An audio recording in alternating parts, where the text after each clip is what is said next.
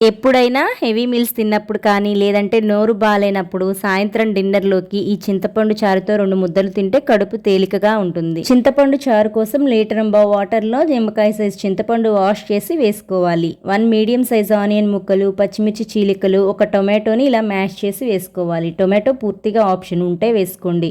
2 లేత కరివేపాకు రెమ్మలు, 1/2 స్పూన్ పసుపు. ఇప్పుడు మసాలా పౌడర్ కోసం మిక్సర్ జార్లో 2 స్పూన్స్ ధనియాలు, 1 స్పూన్ జీలకర్ర, 2 స్పూన్స్ కందిపప్పు, 8 మిరియాలు వేసి పౌడర్లా బ్లెండ్ చేసి 1/2 స్పూన్ అల్లం వెల్లుల్లి పేస్ట్. అల్లం వెల్లుల్లి పేస్ట్ లేకపోతే అంగుళం అల్లం ముక్క, 4 వెల్లుల్లి రెమ్మలు వేసి కోర్సుగా బ్లెండ్ చేసి రసంలో వేసుకోవటమే.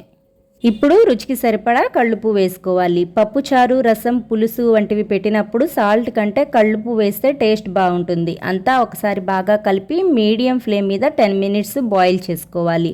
పులుపుని బ్యాలెన్స్ చేయడానికి చింతగింజంత బెల్లం ముక్క వేసి పోపు కోసం 2 స్పూన్స్ ఆయిల్ వేసి పోపు గింజలు, 4 మెంతి గింజలు కూడా వేసి అవి స్ప్లిట్ అయ్యాక 4 ఎండుమిర్చి ముక్కలు, 2-3 క్రష్ చేసిన వెల్లుల్లి వేసి వేగాక ఫైనల్గా కొంచెం కరివేపాకు వేసి పించి ఇంగువ కూడా వేసి చారులో వేసి ఆనియన్ ముక్క కుక్ అయిందో లేదో చెక్ చేసుకొని సర్వ్ చేసుకోవటమే. ఇలాంటి ఈజీ అండ్ హెల్దీ రెసిపీస్ కోసం ఎంవి ఫుడ్ బైట్స్ ఛానల్ని సబ్స్క్రైబ్ చేయండి.